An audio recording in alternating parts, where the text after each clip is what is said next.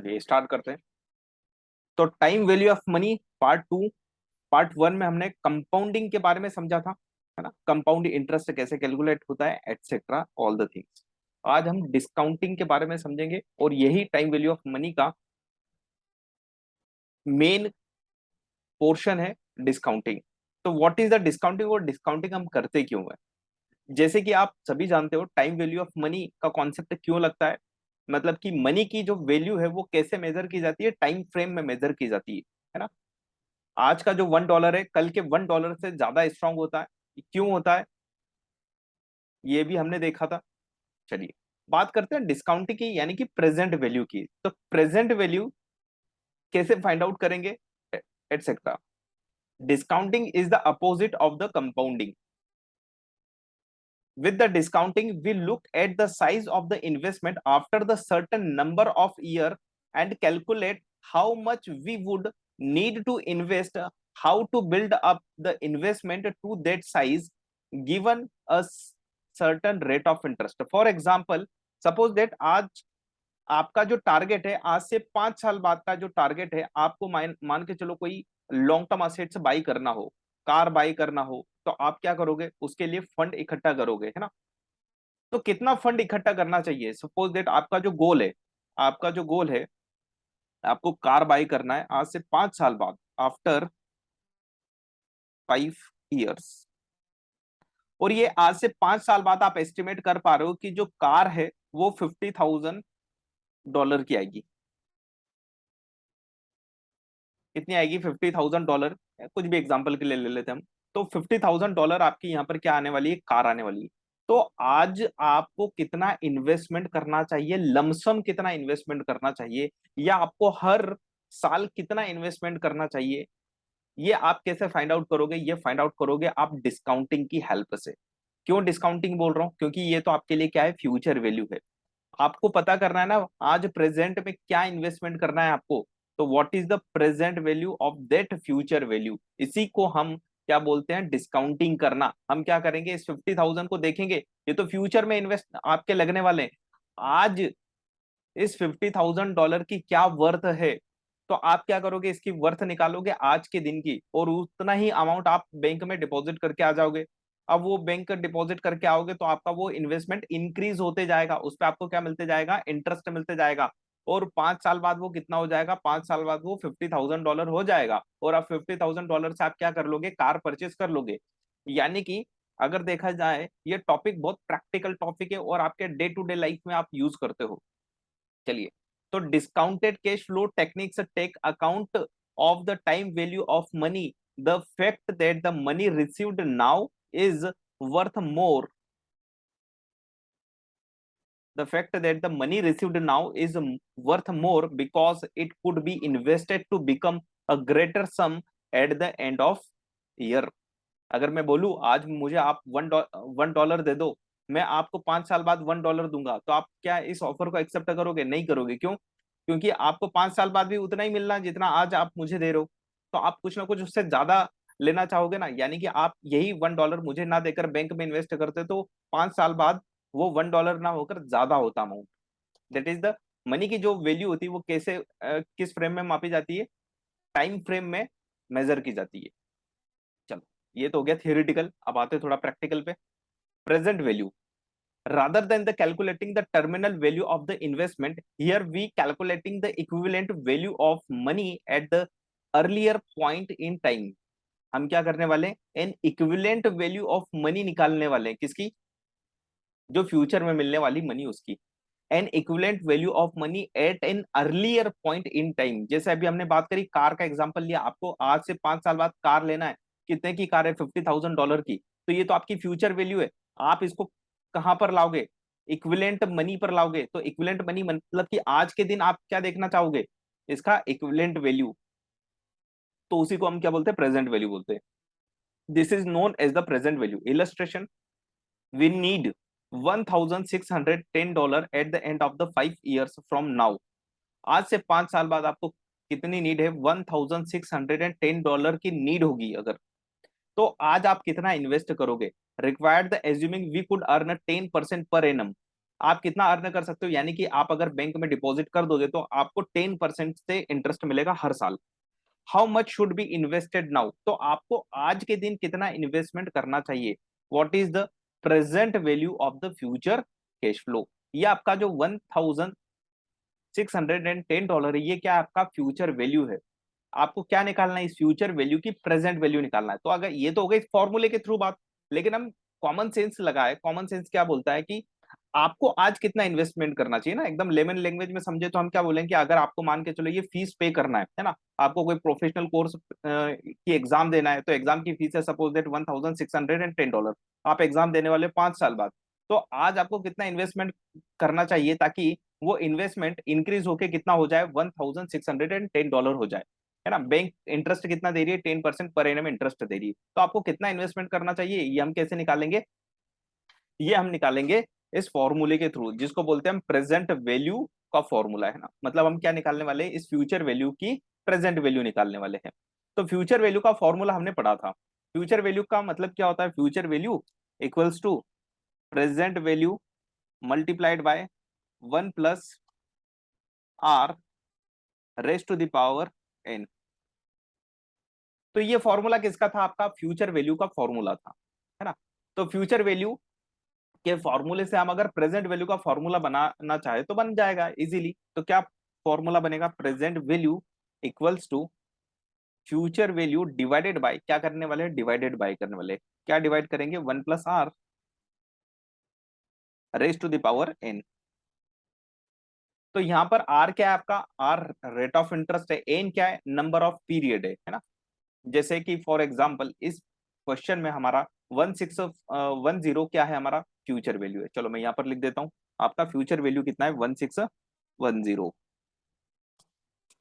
ठीक है, यहाँ पर आर क्या है, रेट ऑफ इंटरेस्ट क्या है, रेट ऑफ इंटरेस्ट है 10% पर एनम, 10% पर एनम। ठीक है, एन क्या है यहाँ पर, एन है यहाँ पर 5 ईयर्स। ये फ्यूचर वैल्यू कब की दे रखी है, 5 साल बाद, है ना। We need the 1610 at the end of the 5 year, यानी कि आपका एन कितना है यहाँ पर, पीरियड कितना है आपका, एन है यहाँ पर 5 ईयर्स। तो आपको क्या फाइंड आउट करना है यहाँ पर, प्रेजेंट वैल्यू फाइंड आउट करना है। तो प्रेजेंट वैल्यू क्या आप फाइंड आउट कर पाओगे, बिल्कुल कर पाओगे, बहुत इजी काम है। कैसे करोगे, आपको क्या निकालना है कि आपको कितना इन्वेस्टमेंट करना है बैंक में, कि आपका 5 साल बाद वो कितना हो जाएगा, 1610। तो यानी कि हम रिवर्स इंजीनियरिंग कर रहे हैं, क्या कर रहे हैं, रिवर्स इंजीनियरिंग कर रहे हैं कि आपको 5 साल बाद इतना अमाउंट चाहिए, तो आज आपको कितना इन्वेस्टमेंट करना चाहिए। तो हम क्या करके लाएंगे इसको, आज हम डिस्काउंटिंग करके लाएंगे, क्या करेंगे, डिस्काउंटिंग करके लाएंगे। जब कंपाउंडिंग होती है तो कंपाउंडिंग में क्या होता है, हम आगे की ओर जाते हैं, फ्यूचर में जाते हैं। लेकिन अब फ्यूचर को हम क्या कर रहे हैं, ड्रैग करके प्रेजेंट पर लेके आ रहे हैं। तो कैसे करेंगे, फॉर्मूले की हेल्प से कर लेंगे।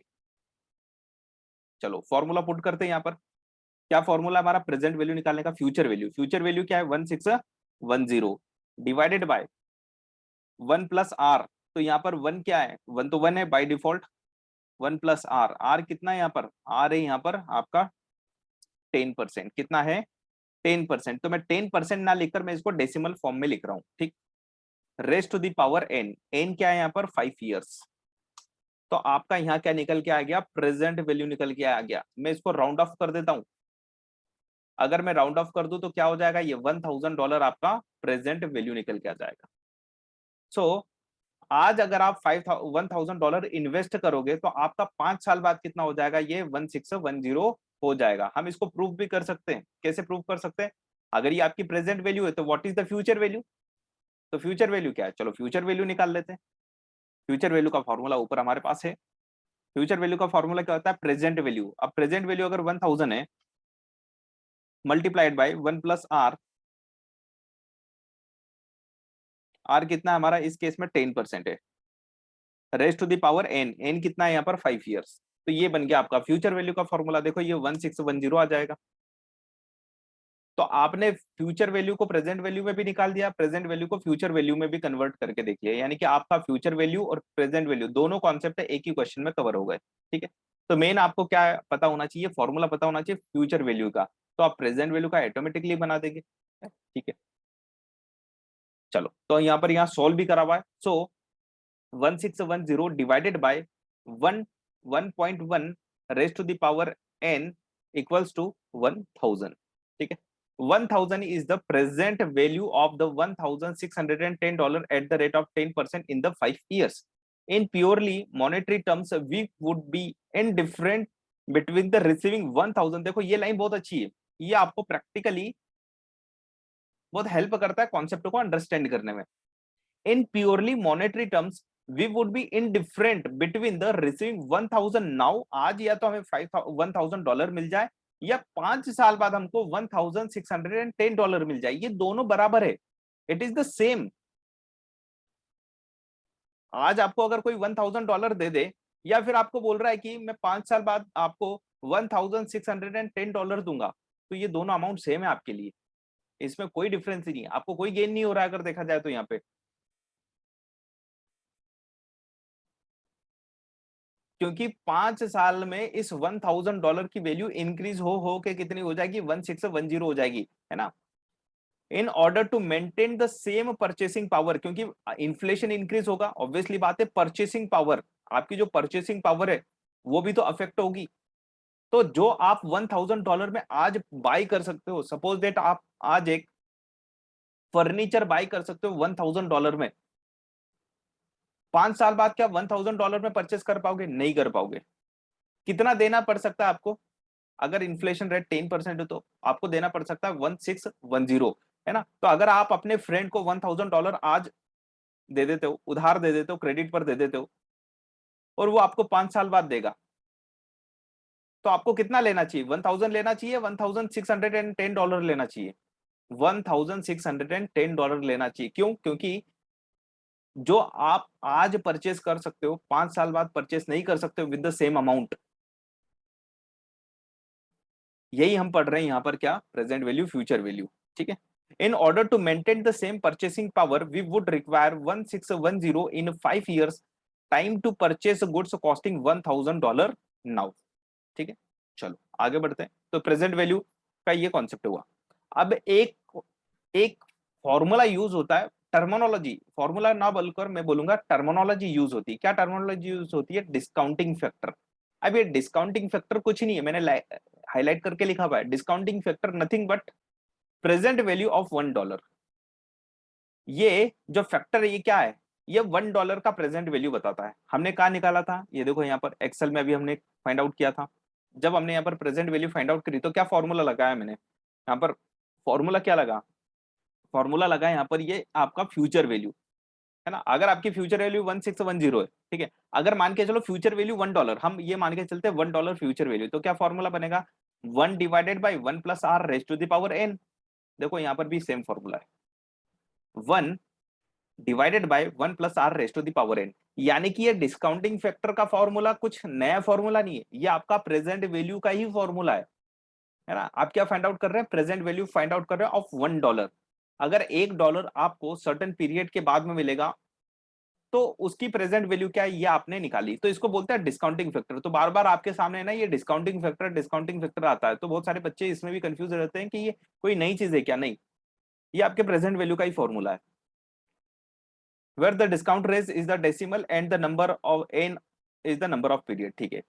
तो प्रेजेंट वैल्यू फॉर्मूला ये कुछ नया नहीं है, लेकिन मैंने फिर भी इसको यहाँ पर स्पेसिफाइड कर दिया क्योंकि बहुत सारे बच्चे बाद में पूछते हैं फिर सर डिस्काउंटिंग फैक्टर क्या अलग है क्या? सेम है। इलस्ट्रेशन, चलिए और कुछ इलस्ट्रेशन करते हैं। अब यहाँ पर हम क्या करेंगे, दो मेथड से हम सॉल्व कर सकते हैं प्रेजेंट वैल्यू को, मतलब एक फॉर्मूला मेथड और एक टेबल मेथड, है ना। टेबल मेथड मतलब कि आपको एग्जाम में या तो टेबल दे दी जाती है या फिर उस टेबल की वैल्यू दे दी जाती है, तो उसके बेसिस पर आप प्रेजेंट वैल्यू फाइंड आउट कर सकते हैं। चलिए इस एग्जाम्पल के थ्रू समझते हैं। Present value, we need 5000 at the end of the 3 years। आपको क्या बोला जा रहा है? प्रेजेंट वैल्यू फाइंड आउट करना है। We need 5000 at the end of the 3 year। 3 साल बाद आपको 5000 की जरूरत है। Required assuming we could earn interest 8%। आप बैंक में इन्वेस्ट करके या कहीं पर भी इन्वेस्ट करके 8% पर एनम से इंटरेस्ट अर्न कर सकते हो। How much should we invest now? आपको कितना इन्वेस्टमेंट करना चाहिए आज की डेट में? 3 साल बाद वो 5000 हो जाए तो कितना इन्वेस्टमेंट करोगे? यूजिंग द फॉर्मूला, अभी जस्ट हमने सीखा प्रेजेंट वैल्यू कैसे निकालते हैं। चलो यहाँ पर एक बार और देख लो, discounting factor nothing but present value of future value, ठीक है ना। प्रेजेंट वैल्यू निकाल रहे हैं हम किसकी? फ्यूचर के कैश फ्लोज की। तो हमने क्या एज्यूम किया यहाँ पर, अगर $1 आपको 1 साल बाद मिले, क्या देखो एज्यूम्पशन क्या होता है यहाँ पर डिस्काउंटिंग फैक्टर में, यहाँ एज्यूम कर रहे हैं हम 5,000 का नहीं करेंगे, पहले वन डॉलर का निकाल लो कि अगर आपको $1 मिलेंगे, कब मिल रहे हैं, आज से 3 साल बाद मिलेंगे, या आपको नीड है 3 साल बाद $1 की, तो आज उसकी प्रेजेंट वैल्यू क्या है, ये $1 की नीड कब है, 3 साल बाद, तो आप इसको केस पर लाओगे प्रेजेंट वैल्यू पर, तो 1/1 प्लस आर, आर क्या है यहाँ पर, रेट ऑफ इंटरेस्ट, ठीक है, raise to the power n, कितना है यहाँ पर 3। चलो मैं कैलकुलेटर में आपको करके दिखा देता हूँ इसको।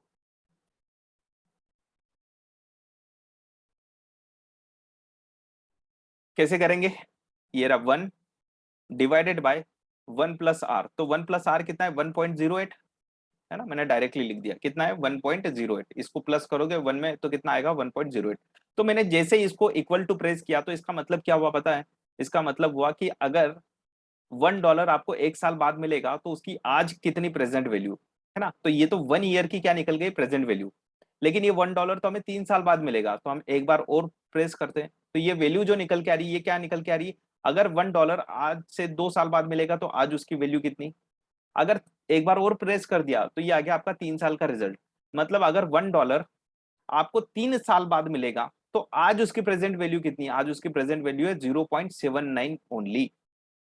तो हमने क्या कर दिया, इसको देखो यहाँ पर राउंड ऑफ कर दिया है ना, 0.794 ले लिया, क्या ले लिया 0.794 ले लिया, ठीक। तो आपका प्रेजेंट वैल्यू ये तो $1 का आया, अगर 5,000 का निकालना तो क्या कर लोगे, मल्टीप्लाइड कर दो 5,000 को, तो क्या निकला, प्रेजेंट वैल्यू एक ऑफ $5,000 कितनी निकल रही है 3970, कितनी निकल रही है 3970, हम भी कर देते हैं यहाँ पर, इसमें हम मल्टीप्लाइड कर देते हैं सीधे, कितना 5,000, तो हमारी भी वैल्यू कितनी निकल के आ गई 3675। क्यों निकल रही है हमारी ऐसी, क्योंकि हमने यहाँ पर क्या लिया हुआ है, राउंड ऑफ करके लिया हुआ है, ठीक है। चलो आगे बढ़ते हैं, तो ये था आपका यूजिंग द फॉर्मूला, फॉर्मूले के थ्रू।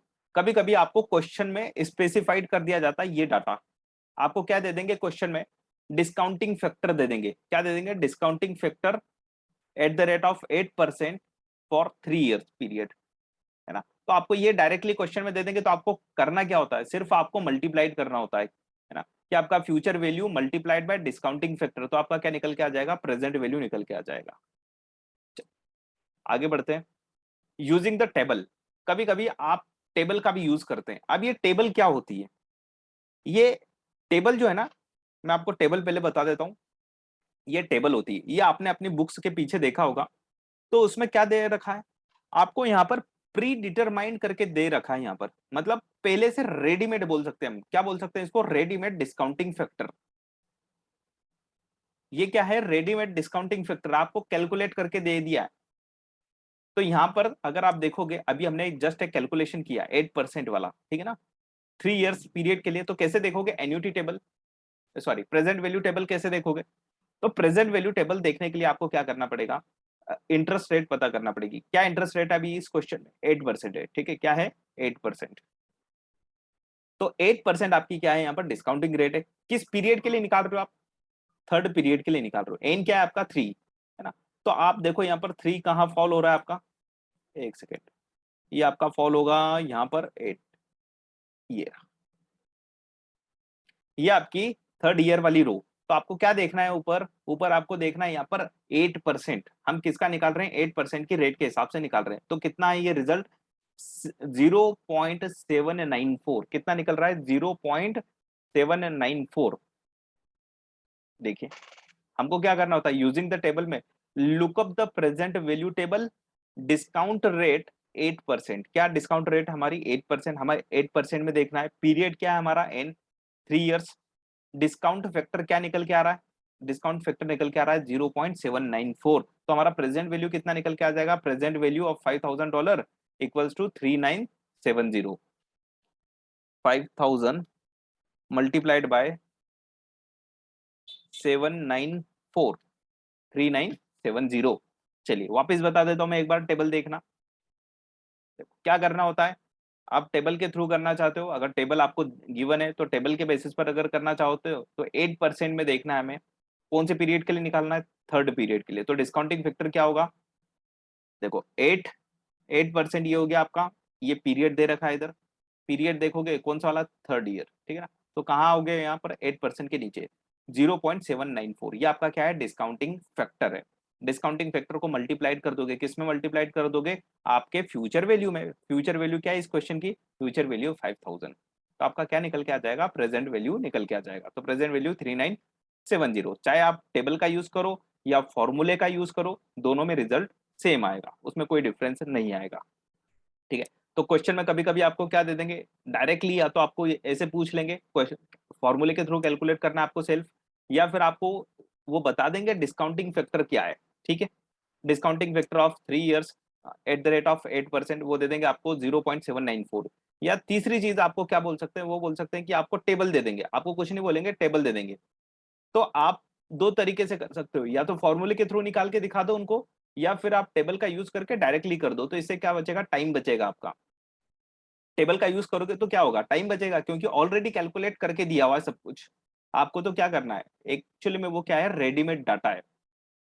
तो यहाँ पर अगर आप देखोगे, लेकिन इसकी लिमिटेशन है, क्या लिमिटेशन है, अगर आप ध्यान से देखोगे ना, तो यहाँ पर ये टेबल में आप कितने इंटरेस्ट रेट लोगे, है ना। टेबल तो, टेबल की लिमिटेशन होती है एक, इसीलिए हम फॉर्मूले का यूज करते हैं।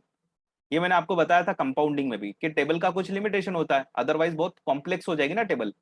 तो ये 20% तक इन्होंने दिया दे रखा है, अगर 20 से ज्यादा डिस्काउंटिंग रेट हो तो फिर क्या करोगे, टेबल में तो आएगा नहीं। पीरियड भी अगर देखोगे ना, तो यहाँ पर 20 years का पीरियड तक इन्होंने दे रखा है हर साल का, उसके बाद 21 year का नहीं दे रखा है, सीधे फिर 25, 30, 5 ईयर के गैप में दे रखा है 50 years का। तो आप ये खुद टेबल बना सकते हो, कैसे बना सकते हो, डिस्काउंटिंग फैक्टर के थ्रू। लेकिन आपको बनाने की जरूरत नहीं, आपको तो क्या करना है, जितनी इंफॉर्मेशन आपसे पूछी उतनी इंफॉर्मेशन इस फॉर्मूले के थ्रू निकाल के आप दे सकते हो, ठीक है। तो ये कोई नई चीज नहीं है, ये एक रेडीमेड डाटा है, तो बहुत सारे बच्चे इसमें भी घबराते हैं। अच्छा, जैसे ये प्रेजेंट वैल्यू का दे रखा है, क्या फ्यूचर वैल्यू का भी हो सकता है, बिल्कुल, फ्यूचर वैल्यू की भी टेबल होती है, आप फ्यूचर वैल्यू भी निकाल सकते हो डायरेक्टली टेबल के थ्रू, है ना। तो मैंने यहाँ पर रेफरेंस के लिए आपको प्रेजेंट वैल्यू की दे रखी है। चलिए एक क्वेश्चन करते हैं हम, which is the worth most at the present value assuming an annual rate of interest 8%। आपको बताना है इसमें से सबसे ज्यादा कौन वर्थफुल होगा। which is the worth most at the present value assuming an annual rate of 8%। annual rate क्या है, 8%। तो कौन सा ज्यादा वर्थ ही होगा आपके हिसाब से, 1200 एग्जैक्टली 1 year फ्रॉम नाउ, आपको एक साल बाद 1200 मिलेंगे, तो क्या वो वर्थी है। 1400 exactly 2 year from now, 1600 in exactly 3 year from now, 1800 in exactly 4 year from now। चलिए बताइए आप, आपका गेस क्या काम करता है, कॉमन सेंस के हिसाब से बता दो, चैट बॉक्स में फटाफट लिख के बता दो कि first first to fourth numbering दे देते हैं, ये फर्स्ट है, सेकेंड, थर्ड, फोर्थ, आपके हिसाब से कौन सा ज्यादा वर्थफुल रहेगा। प्राइमा फेसिया, अभी कोई कैलकुलेशन नहीं, इससे ये पता चलता है कि टाइम वैल्यू ऑफ मनी को आप लॉजिकली समझ रहे हो।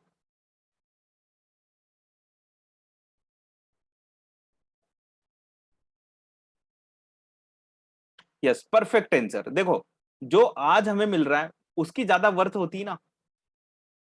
अगर आप देखोगे यहाँ पर, अगर यहाँ पर देखोगे 1 year, 2 year, 3 year, 4th year, यानी कि जो फर्स्ट ईयर में मिलेगा उसकी ज्यादा वर्थ होगी, है ना। प्राइमा फेसिया यही होता है ना। लेकिन अमाउंट की वजह से कभी कभी डिफरेंस आ सकता है, क्योंकि अगर मान के चलो हेवी अमाउंट है तो हमें क्या देखना पड़ेगा, डिस्काउंटिंग फैक्टर देखना पड़ेगा। प्राइमा फेसिया तो हमारा आंसर क्या होगा, ए होगा। लेकिन एक बार कैलकुलेट भी करके देख लेते हैं, है ना। तो हमें क्या करना पड़ेंगे, 4 कैलकुलेशन करना पड़ेंगे। चलिए, अगर हम इसको डिस्काउंटिंग करके लाए, है ना, यानी कि हमको प्रेजेंट वैल्यू निकालना है, तो कैसे निकालेंगे प्रेजेंट वैल्यू, बहुत सिंपल सा है। एक तो 1200 है, एक आपका 1400 है, एक आपका 1600 है,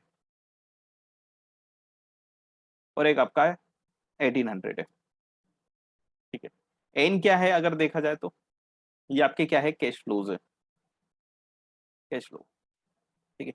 एन क्या है, ये आपको एक साल बाद मिले, ये 2 साल बाद, ये 3 साल बाद, ये 4 साल बाद, तो किसकी ज्यादा वर्थ है। ये एक्चुअल में सारे क्वेश्चन अलग अलग है ना, तो हम निकालते हैं एक एक करके। तो फ्यूचर वैल्यू गिवन है, ये क्या है आपकी फ्यूचर वैल्यू है। हमें क्या फाइंड आउट करना है, हमें प्रेजेंट वैल्यू फाइंड आउट करना है, तो प्रेजेंट वैल्यू फाइंड आउट कर लेते हैं। चलिए, तो प्रेजेंट वैल्यू पहले डिस्काउंटिंग फैक्टर निकाल लेते हैं, है ना।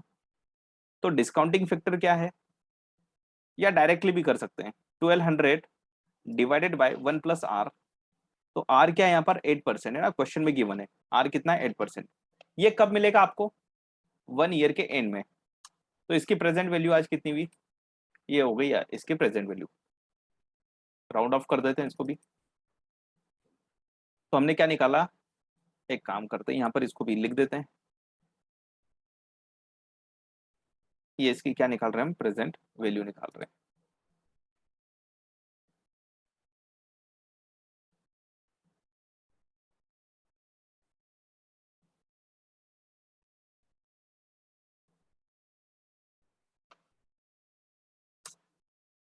इसकी अगर प्रेजेंट वैल्यू निकालना तो क्या करें, सिंपल सा कॉपी कर ले फॉर्मूला, और यहाँ पर फिगर चेंज कर देते हैं। और क्या चेंज करना पड़ेगा हमें, पीरियड। ये 1400 आपको 2 साल बाद मिलने वाले हैं, तो आज इसकी वैल्यू कितनी, 1200। चलिए ऐसे ही फॉर्मूला कॉपी कर लेते हैं। अब ये 1600 आपको कब मिलने वाले हैं, 3 साल बाद मिलने वाले हैं। तो यहाँ पर हमने 3 साल ले लिए। 1800 का कैलकुलेशन करते हैं। 1800 ये 4 साल बाद की वैल्यू है। तो आज की वैल्यू क्या है, तो सबसे ज्यादा वर्थी कौन रहा, 1800 है ना। ये क्यों आया, जनरली देखो प्राइमा फेसिया क्या होता है आपका 1200 ही होगा, फर्स्ट वाला आंसर। लेकिन कैलकुलेशन मैटर करेगा ना, इंटरेस्ट रेट आपका मैटर करेगा, और अमाउंट, कि आपको कितना अमाउंट मिल रहा है। यहाँ पर अगर देखोगे तो आपको अमाउंट भी ज्यादा ज्यादा मिलते जा रहा है, ठीक है। तो ये कैलकुलेशन गिवन है यहाँ पर, ठीक है। The correct answer is the 1800 is exactly 4 year from now. अगर मान के चलो आपसे क्वेश्चन ऐसा पूछता कि आपको ये 1200 है ना, तो सिंपल सा आंसर था हमारा ये 1200। अगर क्वेश्चन ऐसा देता कि आपको 1 साल बाद 1200 मिले, 2 साल बाद 1200 मिले, 3 साल बाद 1200 मिले, 4 साल बाद, तो कौन सा ज्यादा वर्ती होगी, ऑब्वियसली बात है जो आज मिल रहा है उसकी ज्यादा वैल्यू होगी, है ना। तो ये इस तरीके से फॉर्मूला काम करता है। तो प्राइमा फेसिया देख के तो हमें पता चल रहा था कि ए आंसर होना चाहिए, लेकिन जब हमने कैलकुलेशन किया, क्योंकि वहां पर इंपैक्ट कौन डाल रहा है, आपकी वैल्यू इंपैक्ट डाल रही, प्लस आपका डिस्काउंटिंग रेट इंपैक्ट करता है। चलिए तो आगे बढ़ते हैं इसको। अब आते हैं हमारे एन्युटी कॉन्सेप्ट पर। अब ये जो एन्युटी कॉन्सेप्ट है, ये भी बहुत बड़ा रोल प्ले करता है। अभी तक हमने क्या देखा पता है, अभी तक हमने एक सिंगल सम देखा है। सपोज दैट मैंने आपको बोला कि आज से आपको 5 साल बाद कितनी वैल्यू की जरूरत है, आपको आज से 5 साल बाद कार लेना है $50,000 की, और मैंने आपको बोला कि आप लमसम कितना इन्वेस्ट करोगे, लमसम कितना इन्वेस्ट करोगे, है ना। तो हमने क्या निकाला था, इसकी प्रेजेंट वैल्यू निकाली थी, लमसम इन्वेस्टमेंट निकाला था इसका। सपोज दैट ये आपकी फ्यूचर वैल्यू कितनी है, $50,000, आपको 50,000 चाहिए। रेट ऑफ इंटरेस्ट क्या है, 10%। ईयर पीरियड क्या है, 10%। तो आज आप कितना इन्वेस्ट करोगे, 50,000 divided by 1 + r। 1 + r, r कितना है 10%, raise to the power n, n कितना है 5 ईयर। तो इसकी प्रेजेंट वैल्यू कितनी निकल रही है, 31,046। तो आप अगर $31,046 इन्वेस्ट करोगे, है ना, क्या करोगे, इन्वेस्ट करोगे, तो आपका 5 साल बाद ये वैल्यू कितना हो जाएगा, $50,000 हो जाएगा। लेकिन आपको अगर ये लमसम इन्वेस्ट नहीं करना है, आप बोलोगे मेरे पास तो ये पैसे ही नहीं है लमसम इन्वेस्ट करने के, तो आप क्या निकालोगे, आप निकालोगे हर साल कितना इन्वेस्ट करना चाहिए। यानी कि अब एन्यूटी की बात कर रहे हो, किसकी बात कर रहे हो, रेगुलर पेमेंट की या रेगुलर रिसिप्ट की बात कर रहे हो, है ना? तो लमसम की बात ना करके जब हम एन्यूटी की बात करते हैं, तब उसका कैलकुलेशन कैसे होगा वो हम समझेंगे एन्यूटी के through. An annuity is the constant sum of money paid or received. जैसा आपका ईएमआई होता है ना, या आप हर महीने कुछ एसआईपी कर रहे हो, तो वो एन्यूटी के थ्रू काउंट किया जाता है। An annuity is the constant sum of money paid or received each and every period for given number of period। Annuity भी दो टाइप की होती है, एक होता है आपका ऑर्डिनरी एन्यूटी, और एक होता है आपका एन्यूटी ड्यू। इसका मतलब बड़ा सिंपल सा है, देखो ये एक्चुअली क्या है, पूरा प्रैक्टिकल टॉपिक है, पूरे प्रैक्टिकल के बेसिस पर। जैसे एन्यूटी ड्यू और एन्यूटी रेगुलर में क्या डिफरेंस है, मान के चलो आज 1 जनवरी 2025 2022 है। ठीक, आपने सोचा चलो इन्वेस्टमेंट करेंगे, आपको कार लेना है आज से 5 साल बाद, तो आप इन्वेस्ट करोगे। कब से इन्वेस्टमेंट स्टार्ट करोगे, कब से इन्वेस्टमेंट स्टार्ट करोगे? तो दो ऑप्शन आपको बताता हूं मैं, 31 दिसंबर 2022। अगर आप इन्वेस्टमेंट स्टार्ट करने वाले हो 1 जनवरी 2022 से, तो हम इसको बोलते हैं एन्यूटी ड्यू, मतलब कि एडवांस में एन्यूटी ड्यू बोलते हैं। जब आप बात करते हो 31 दिसंबर 2022, यानी कि आप इनिशियल इन्वेस्टमेंट से नहीं कर रहे हो, यानी कि एडवांस में नहीं दे रहे हो, तो हम इसको बोलते हैं रेगुलर एन्यूटी या ऑर्डिनरी एन्यूटी, और यही सबसे ज्यादा चलती है, ऑर्डिनरी एन्यूटी। देखो जनरली क्या होता है, जब भी हम क्या करते हैं लोन लेते हैं, तो हम क्या करते हैं, लोन का रीपेमेंट कब करते हैं, पीरियड एंड होने के बाद करते हैं, यानी कि जैसे मान के चलो 1 महीने के बाद में, 1 साल के बाद में, है ना। तो हम क्या, हमें पता होना चाहिए ना कि हमारा पीरियड कौन सा चल रहा है, मतलब हमें इंटरेस्ट कब मिलेगा। फॉर एग्जाम्पल मैं आपको बताता हूँ, आपने अगर बैंक में डिपॉजिट किया, तो आपको इंटरेस्ट कब से मिलना चालू होगा, तो वो केस कौन सा होगा आपका, एन्यूटी ड्यू वाला या ऑर्डिनरी एन्यूटी वाला? एन्यूटी ड्यू वाला होगा, क्योंकि आप आज से इन्वेस्ट करोगे, आज आपने अमाउंट पे कर दिया, तो आपको इंटरेस्ट आज से मिलना चालू हो जाएगा। ऑर्डिनरी एन्युटी में क्या होगा, मतलब कि ऐसा केस जहां पर आपको पेमेंट करना हो 1 पीरियड के बाद में, या आपको पेमेंट रिसीव्ड हो रहा है 1 पीरियड के बाद में, तो उसको क्या बोलते हैं, ऑर्डिनरी एन्युटी बोलते हैं। चलो एग्जांपल के साथ में देखेंगे ऑर्डिनरी एन्युटी और annuity due. An ordinary annuity makes or requires payment at the end of the each period. क्या बोल रहा है ये, at the end of each period. For example bonds generally pay interest at the end of the 6 month, है ना। तो आपका यहाँ पर बॉन्ड पर जो इंटरेस्ट मिल रहा है 6 मंथ मान लो, या 1 मंथ के बाद में आपको इंटरेस्ट मिलेगा, तो ये क्या है, एग्जाम्पल है ऑफ ऑर्डिनरी एन्युटी का। Annuity due, with annuity due by contrast payment comes at the beginning of the each period. Rent which landlord typically required at the beginning of the each month is a common example। Rent क्या है, इसका common example है। Rent आपको देना, या अगर आप land Lord है तो आप क्या लोगे, अपने टेनेंट से रेंट एडवांस में ही लोगे, है ना। तो जनरल ये क्या है, इसका एग्जाम्पल है। तो जब हम बात करते हैं, जब हम कैश फ्लोज की बात करते हैं कि आपको कैश फ्लोज कब मिल रहे हैं, है ना, तो बार बार हम ये नहीं बोलेंगे कि एट द एंड में मिल रहा है या एट द बिगनिंग में मिल रहा है, फिर हम उसको टर्मिनोलॉजी देते हैं। क्या टर्मिनोलॉजी देते हैं, एन्युटी ड्यू। अब कोई अगर एन्युटी ड्यू अगर मैं बोलूंगा, तो फाइनेंस वाला पर्सन समझ जाएगा कि एन्युटी ड्यू का मतलब क्या हुआ। एन्युटी ड्यू का मतलब जो पेमेंट है या रिसिप्ट है वो कब हो रही है, पीरियड के बिगिनिंग में हो रही है।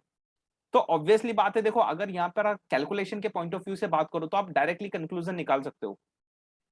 एन्युटी ड्यू में आपको ज्यादा बेनिफिट है क्या, अगर आप लैंड लॉर्ड हो, आपको रेंट मिलेगा, तो ऑब्वियसली बिगिनिंग में मिलेगा, तो आप वो कहीं इन्वेस्ट कर दोगे। अगर इन्वेस्टमेंट कर दोगे तो आप 1 जनवरी को इन्वेस्टमेंट कर पाओगे, तो आपको ज्यादा इंटरेस्ट मिलेगा।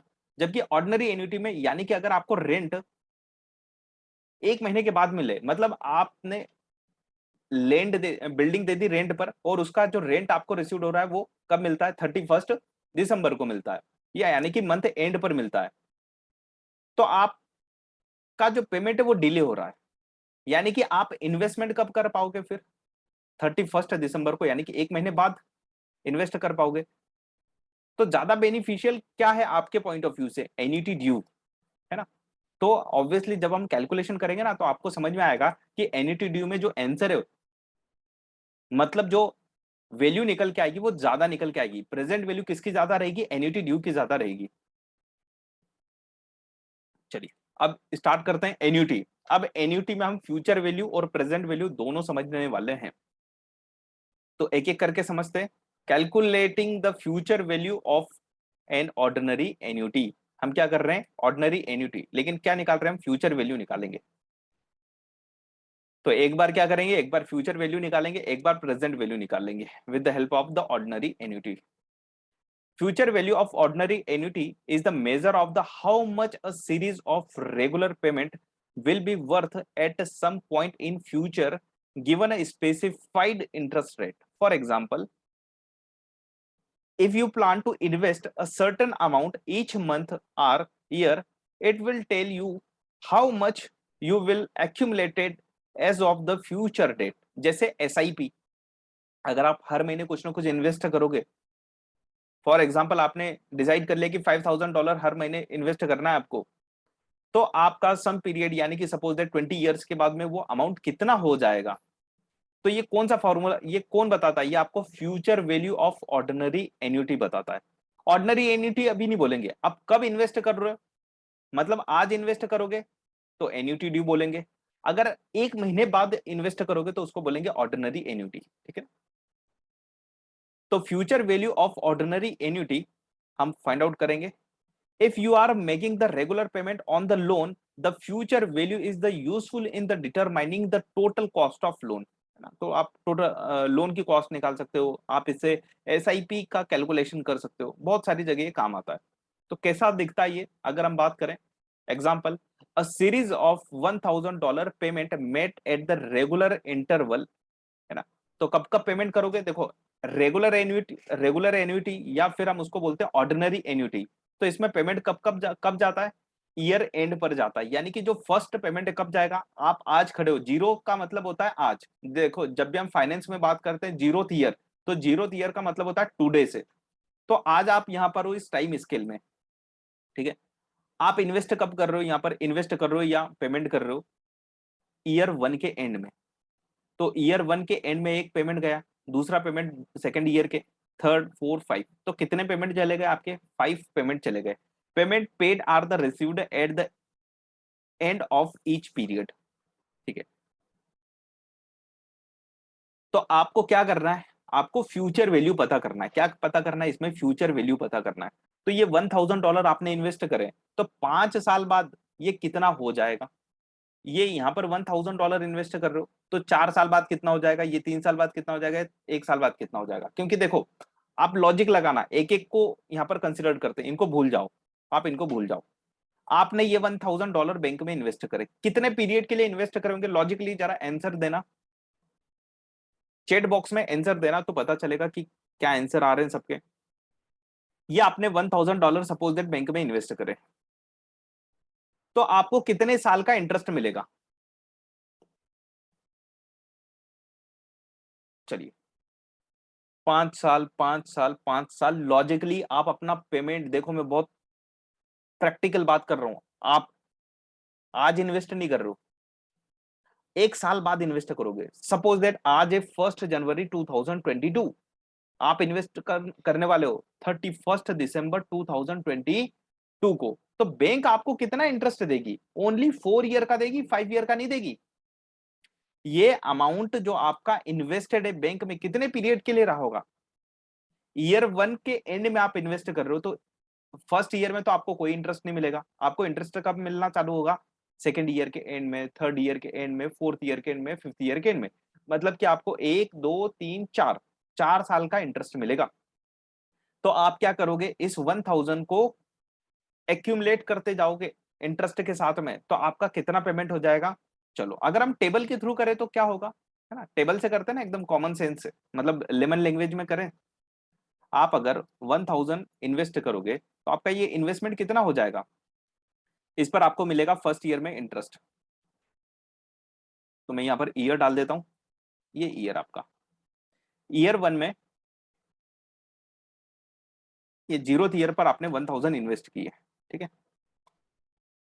ईयर 1 में कितना हो जाएगा ये, इस पर आपको क्या मिलेगा, इंटरेस्ट मिलेगा, कितना मिलेगा इंटरेस्ट, फॉर एग्जाम्पल 10%। तो ये वैल्यू हो गई आपकी 1,100, कितनी वैल्यू हो गई 1,100, 10% का एग्जाम्पल ले रहे क्या, देख लेते हैं हम, आगे एग्जाम्पल है 5% से ले रहे हैं ना, कितना ले रहे हैं 5% से, तो हम भी 5% ले लेते हैं ताकि मैं मैच करवा दूं वहां पे आपको, तो 5%, तो आपका वैल्यू कितना हो जाएगा फर्स्ट ईयर के एंड में 150, तो सेकेंड ईयर में आपको क्या मिलेगा, इस पर इंटरेस्ट मिलेगा। मतलब ये आपने कब इन्वेस्ट किया, ये आपने जीरोथ ईयर पर इन्वेस्ट किया है, यानी कि एन्युटी ड्यू वाला फॉर्मूला है ना, मैं किसकी बात कर रहा हूँ, एन्युटी ड्यू। अब अगर आप इन्वेस्ट करोगे कब, चलो पहले रेगुलर की बात कर लेते हैं, अदरवाइज आप कंफ्यूज हो जाओगे, है ना, क्योंकि एन्युटी ड्यू मैं आगे समझाऊंगा ही सही। आप इन्वेस्ट कब कर रहे हो, आप ईयर 1 के एंड में इन्वेस्ट कर रहे हो, तो आपको फर्स्ट ईयर में तो कोई इंटरेस्ट मिलना नहीं है। इंटरेस्ट कब मिलेगा, इंटरेस्ट मिलेगा आपको सेकेंड ईयर में, सेकेंड ईयर में आपको इंटरेस्ट मिलेगा $50 का, ठीक है। तो आपका सेकेंड ईयर के एंड में वैल्यू कितना हो गया, मैं यहाँ पर लिख भी देता हूँ, second year and, second year के एंड में आपका वैल्यू हो गया ये। फिर आपको इंटरेस्ट ऐसे मिलते जाएगा, इस पर मिलेगा 5% से, ठीक है। तो ये आपका वैल्यू कितना हो जाएगा, ये वैल्यू हो जाएगा थर्ड ईयर के एंड पे। फिर आपको इंटरेस्ट इस पर मिलेगा 5%,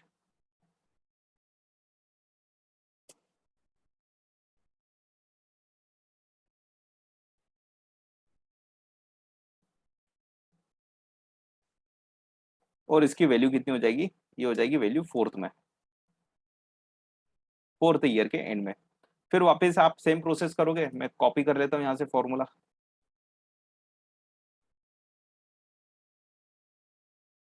तो ये वैल्यू हो गई आपकी 1215, फिफ्थ ईयर के एंड में कितनी हो गई, 1215, ठीक है। तो आप अगर देखोगे यहाँ पर ये $1000 की वैल्यू कितनी हो रही है फिफ्थ ईयर के एंड में, 1215 है ना। कंफ्यूजन क्या होता है, हम गलती कहाँ करते हैं, हम गलती ये करते हैं कि 5 साल का इंटरेस्ट मिलेगा, नहीं, वो एन्युटी ड्यू में मिलता है। एन्युटी रेगुलर में तो आपने इन्वेस्ट ही कब किया है, फर्स्ट ईयर के एंड में, तो आपको बैंक का इंटरेस्ट कितना देगी, ओनली 4 साल का ही देगी ना। तो देखो फॉर्मूला क्या बना इसका फिर, ये हमारे लिए क्या है, ये हमारे लिए प्रेजेंट वैल्यू है। क्या है, प्रेजेंट वैल्यू। हम क्या निकालना चाह रहे हैं, फ्यूचर वैल्यू निकालना चाह रहे हैं। तो $1000 आपका प्रेजेंट वैल्यू है।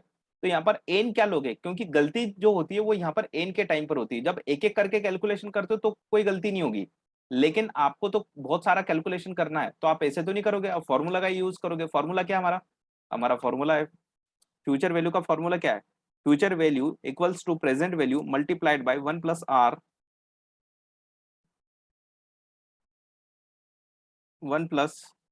r raise to the power n। ये हमारा फ्यूचर वैल्यू का फॉर्मूला है। तो देखो यहाँ पर फ्यूचर वैल्यू निकालना है हमें, तो प्रेजेंट वैल्यू कितनी है, $1000, ठीक, 1 + r कितना है, r है यहाँ पर 0.5%, raise to the power n, n कितना लोगे यहाँ पर 4 ईयर। तो ध्यान रखना, आप n का मतलब क्या हुआ, यहाँ पर n का मतलब ये होता है कि आपको इंटरेस्ट कितनी बार मिलेगा, मतलब इंटरेस्ट का कैलकुलेशन कितनी बार होगा, इन 4 सालों में कितनी बार होगा, मतलब इन 5 सालों में, पूरे 5 साल में इंटरेस्ट का कैलकुलेशन 4 बार होगा, है ना। बैंक आपको 4 बार इंटरेस्ट देगी, तो कितना होगा वैल्यू, 1215। तो ये हमने टेबुलर फॉर्मेट में किया और ये हमने किस में किया, एक फॉर्मूले के थ्रू करा, तो हमारा काम फटाफट हो गया। तो 12150 अब विजुलाइज कर पा रहे हो, तो देखो इस 1000 पर आपको 4 साल का इंटरेस्ट मिलेगा, मतलब 4 बार इंटरेस्ट मिलेगा। इस 1000 पर आपको 3 बार ही मिलेगा।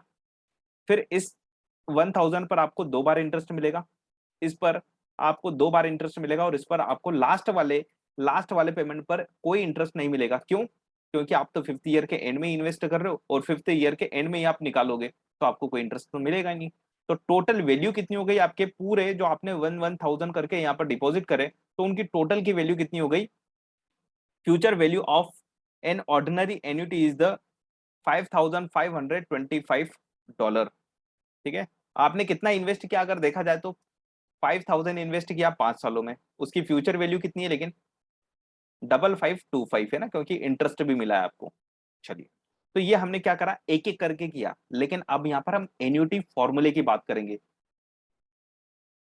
अगर यही काम आपको फटाफट करना है, आप हर साल थोड़ी ना करोगे, मतलब आप हर एक पेमेंट का यहाँ पर एक एक करके इंडिविजुअल इंडिविजुअल कैलकुलेशन थोड़ी ना करोगे। अब आप स्मार्ट वर्क करोगे, इसमें भी आप एक फॉर्मूले का यूज करोगे, जिसको बोलते हैं, हम क्या बोलते हैं, future value of annuity. Annuity फॉर्मूले का यूज करने वाले हो, तो आप क्या करने वाले हो, आप अगर ध्यान से देख रहे हो तो ये एक जैसे पेमेंट है, सिमिलर कैश फ्लोज है। कैसे हैं, सिमिलर कैश फ्लोज है। तो आप क्या करोगे पता है, यहाँ पर जो भी आपका यहाँ पर फैक्टर होगा, जो भी यहाँ पर क्या होगा, फैक्टर होगा, कंपाउंडिंग फैक्टर, आप उसको प्लस कर दोगे सबको। तो प्लस करने से क्या हो जाएगा, वो सम हो जाएगा, और आप एक ही बार मल्टीप्लाइड कर दो 1000 से, तो आपका रिजल्ट निकल के आएगा 5525। चलो देखते हैं। पहले इस थ्योरी को पढ़ लो। Because of the time value of money, the concept that any given sum is the worth more than now it will be in the future because it can be invested in the meantime. The first 1000 payment is worth more than the second. First 1000 is worth more than second, and so on. So let us assume that you invest 1000 every year for the next 5 years at the 5% interest. Below is how much would you have at the end of the 5 year period. ठीक है, चलो फॉर्मूले के through करते हैं। Rather than the calculating each payment individually, अगर हम एक एक पेमेंट ना करें,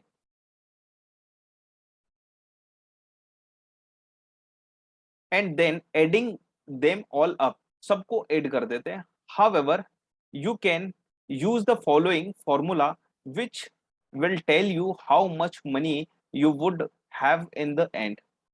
फ्यूचर वैल्यू ऑर्डिनरी एन्यूटी, है ना। तो क्या फॉर्मूला है? सी मतलब कैश फ्लो, आप कितना कैश फ्लो दे रहे हो हर साल।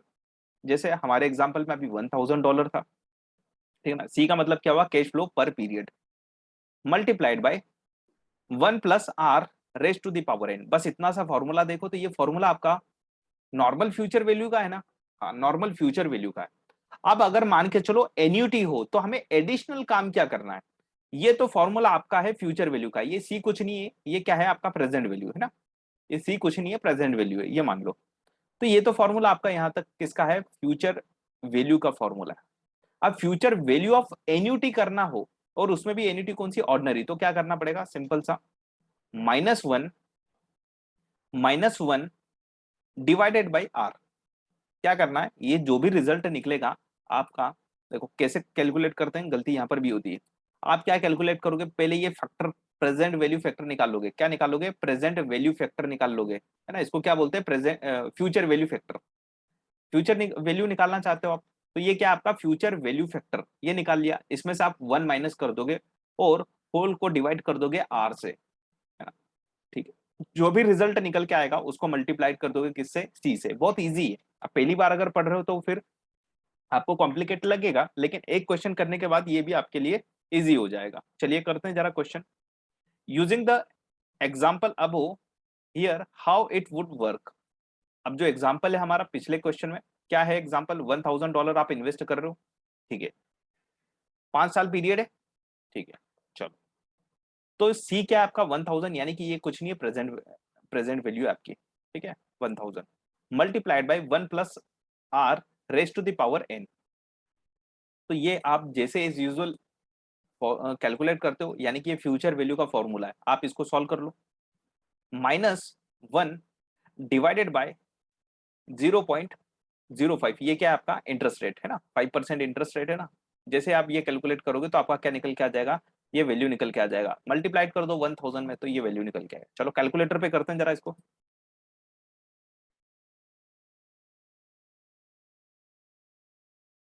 एक बार एक्सेल में भी बता देता हूँ, जो एक्सेल में कर रहे हैं बच्चे उनको एक्सेल में बता देता हूँ। चलो क्या करना है?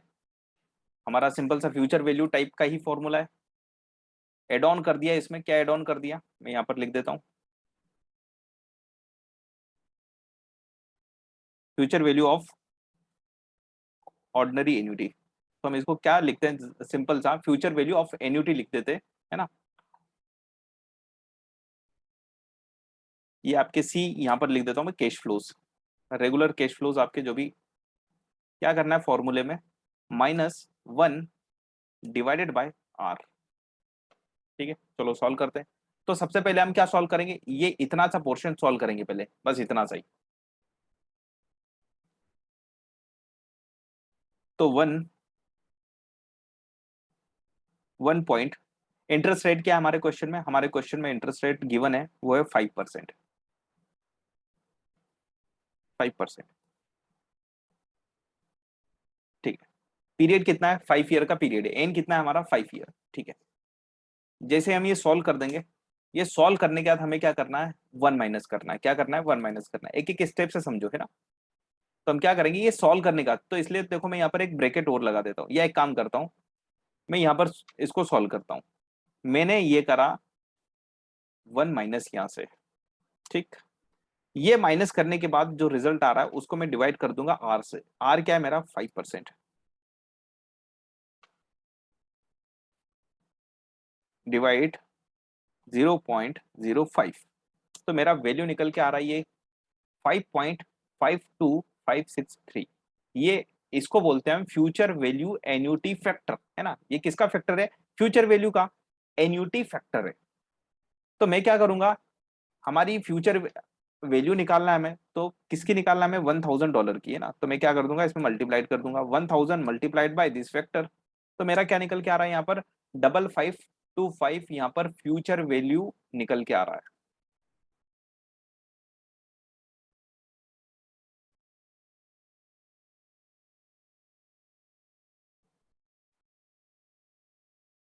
चलिए आगे बढ़ते हैं जरा।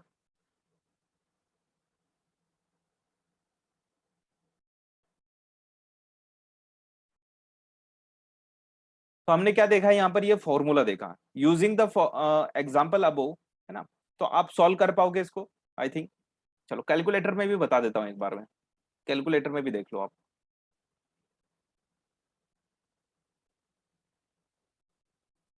2 सेकेंड, हाँ।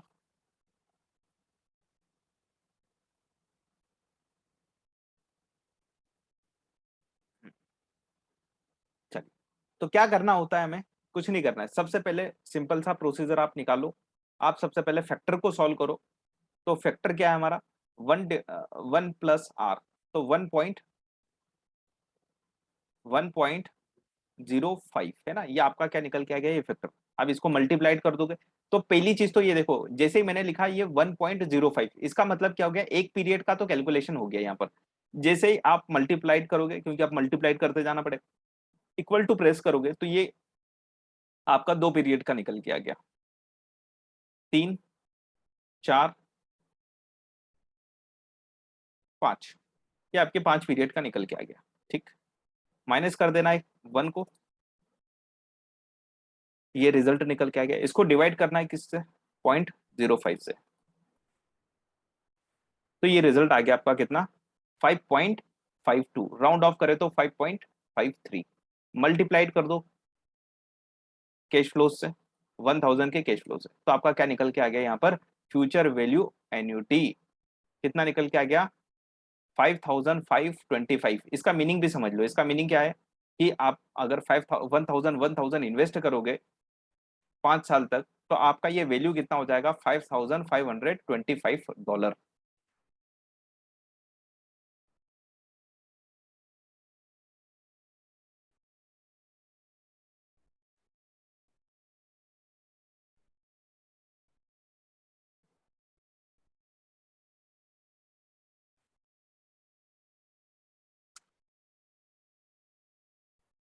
चलिए, तो आगे बढ़ते हैं। Calculating the present value of the ordinary annuity.